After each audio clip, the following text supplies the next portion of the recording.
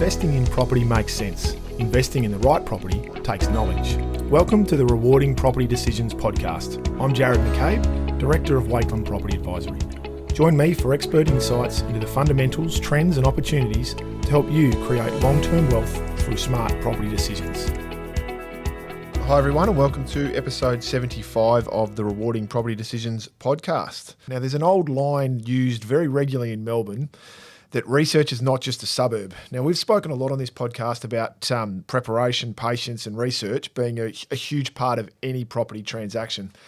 But when someone says to you, make sure you do your research, what do they actually mean? What are they talking about? And where does it start during the property buying process?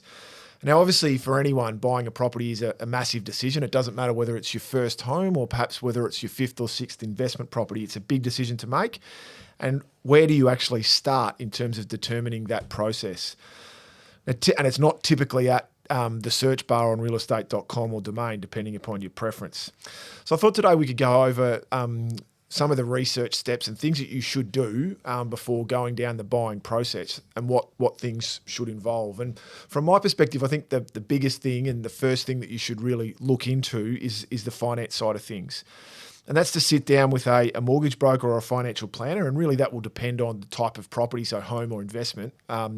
First, so who do you sit down with? And if you are looking at an investment, it's probably going to be with your financial planner or an accountant to make sure it fits in with an overall strategy of creating wealth. But perhaps if it's a first home or you're going down the home buying path, it may just be necessary to go down the mortgage broking side of things. Now, for many of you, and particularly those early in the journey and perhaps buying your first home or upsizing, it might be a case, well, we don't actually have a broker or a financial planner. So again, there's research that needs to be done on that side of things as well. Now, I prefer personally that to go down the word of mouth or referral path. So if you've got friends, family who've utilised someone in that area that they've found beneficial, that could be a really good starting point. But I think it's also important to remember that it's just because it works for one person doesn't mean it's necessarily going to be right for the other. So for instance, if you're a first home buyer and your parents have used a particular financial planner for their whole lives, they're at different stages and what they're doing may not necessarily be suitable for you from a first home buyer's perspective. So it's important to get someone that's going to be fit for purpose in that regard. But if we're looking at it, let's say to start with from an investment perspective, by sitting down with your financial planner and an accountant, it's going to be to determine probably first and foremost the entity that you're going to hold the property in. So is it in personal names? Is it in a trust? Perhaps in a super fund? What are you looking to do?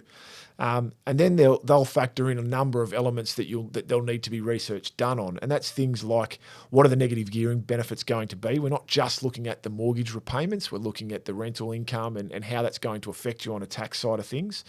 The insurance payments, the maintenance with a property. A lot of people think that investing in property, it's very much a set and forget asset, and it's just not. So you need to factor in the maintenance that's going to be associated with it. Some years you'll have nothing to do, and other years there might be kitchen and bathroom renovations needed. So there's definitely that need. If you're going down the apartment path as a purchase, there'll be owner's corp fees and things that need to be factored in, and obviously property management fees and then council rates, water rates, those sorts of things as well. Now, from a home buyer's perspective, the focus is typically a little bit more straightforward, and it's generally mainly more around the mortgage repayments, insurance, and then the rates as well. But the important thing to remember, and we've seen this over the last few years, is factoring in interest rate movements. And obviously, for a long period of time there was not a lot. People became very accustomed to interest rates just going down or holding firm.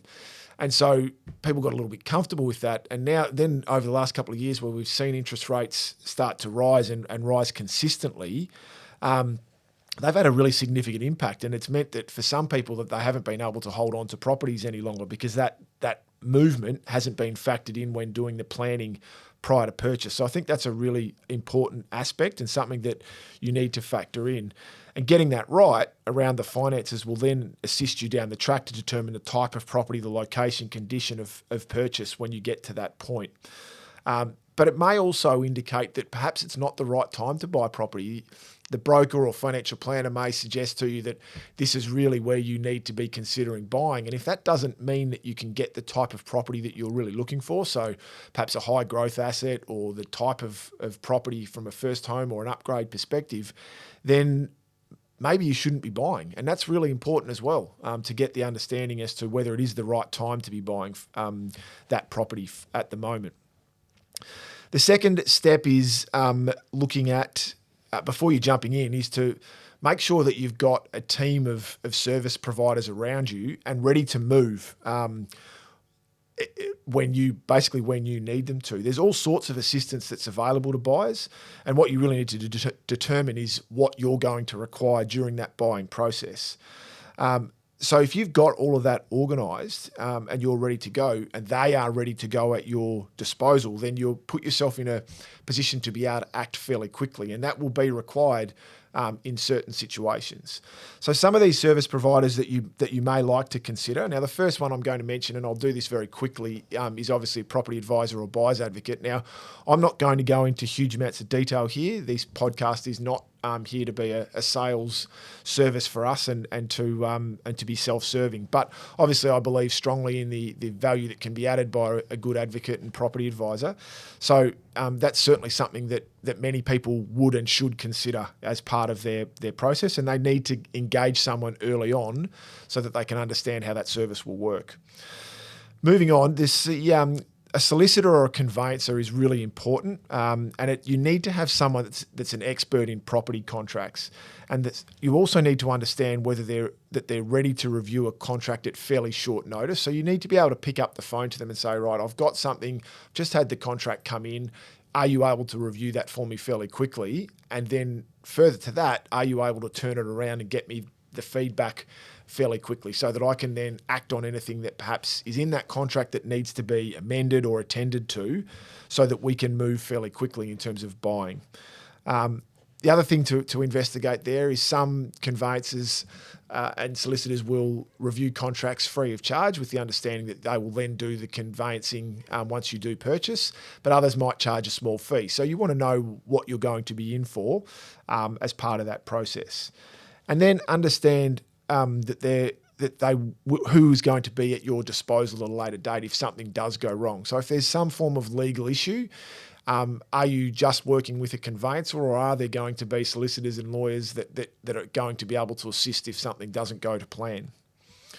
And then the other, I think, really important third-party provider that you should be looking at and considering is a building inspector. Now, there's a lot of building inspectors around, and many of them have very different levels of qualification. So I think that's the first step, is to understand that you've got the right qualifications, or your building inspector's got the right qualifications to act on your behalf.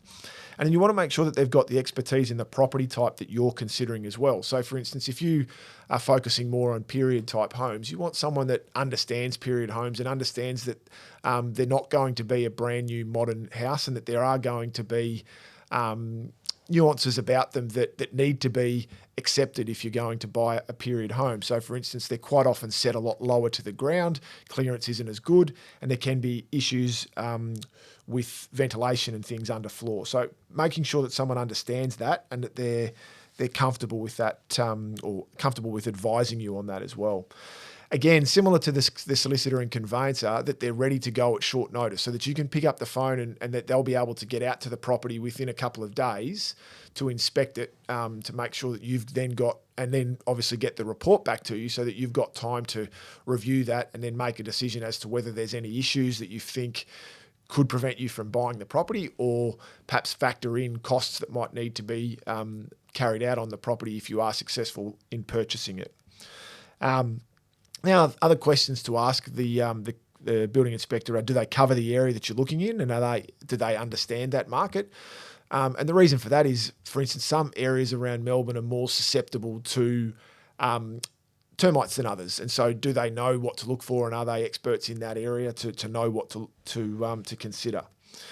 And just as importantly, asking them what perhaps they don't look for, because there's certain things that a building inspector may not be able and may not be allowed to under regulations to look for. And things like, say, electrical wiring, many of them don't include that as part of a building inspection. So if that's something that you're concerned about, you may need to get an electrician to look at the property rather than just a building inspector.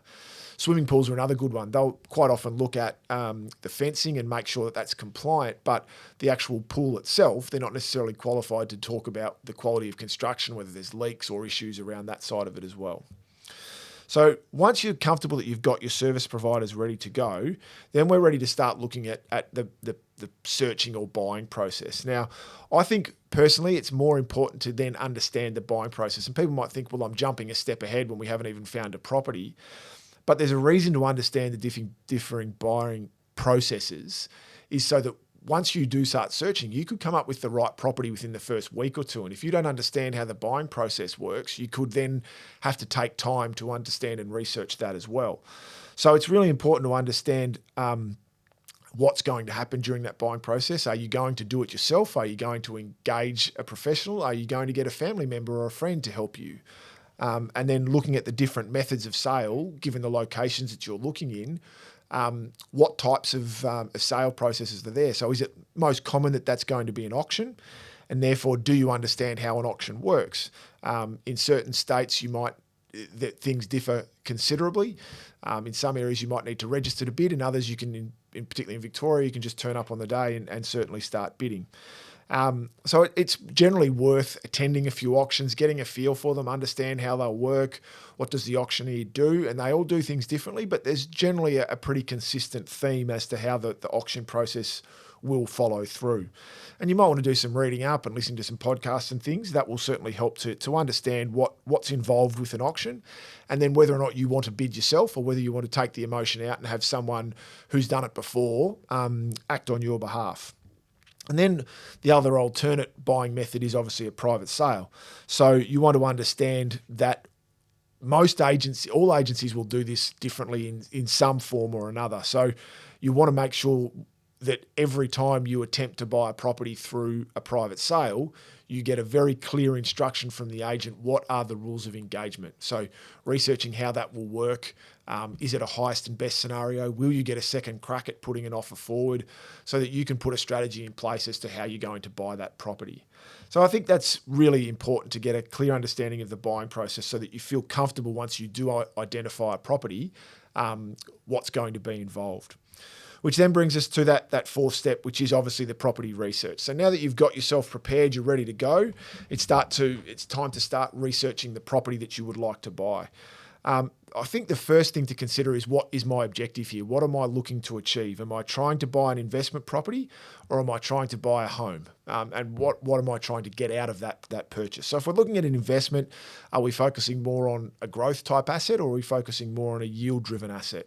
And as a result, what's going to drive that? So if we're looking at a yield, it's typically more having a really good quality fit out, more focus on the improvements, because that's where a tenant will tend to focus. Whereas if we're focusing more on growth, it's typically more going to be that underlying land value, the scarcity value of a property, where there's demand is going to outstrip supply, and therefore there'll be that upward push on prices. So what type of property is going to do that, and where is it going to be? What sort of locations are you going to consider, and what is going to drive that growth? And then obviously from your own perspective, some people prefer to have a property that's in good condition so they don't have to worry about maintenance. Other people might be able to have a reasonably handy and have got other people, family, friends who are skilled in that area who they can utilise and can add value themselves down the track. So what sort of condition is that property going to be in order to add value and hopefully create some equity as an investment property?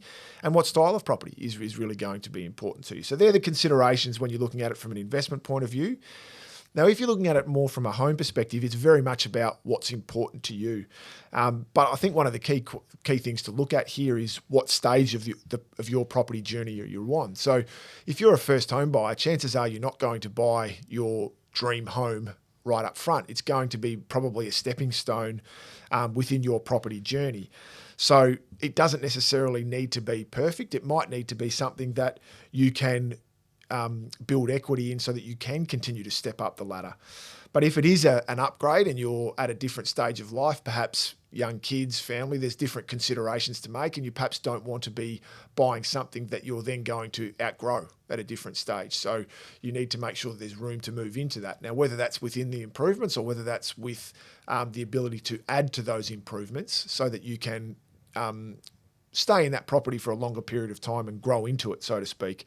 Or if it's a downsize, making sure that it's going to have what you need going forward and taking into account considerations like we might be in our late 60s, early 70s and fit as a fiddle, but at some stage stairs could become an issue. So do we need to factor that in? We don't really want to be having to have a master bedroom upstairs and then finding out in a year or two's time that the stairs are just not workable and we've got to move on again. So factoring in that is really important. And then looking at things like how long are we intending to be in this property for? Is it likely to be, again, as we said, a stepping stone to move up, or is it more of a medium to long-term type exercise and therefore having that ability to grow into the property as well? And once we've sort of determined those sorts of steps and stages of the journey, we then start to look at what do we need the property to have? What the amount of accommodation, the size of the property and the land size, the condition.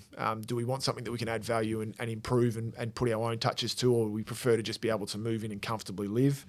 Car accommodation. It might be that we're a single car at the moment, but perhaps down the track with kids we might need two. So do we need to factor that in to our numbers as well?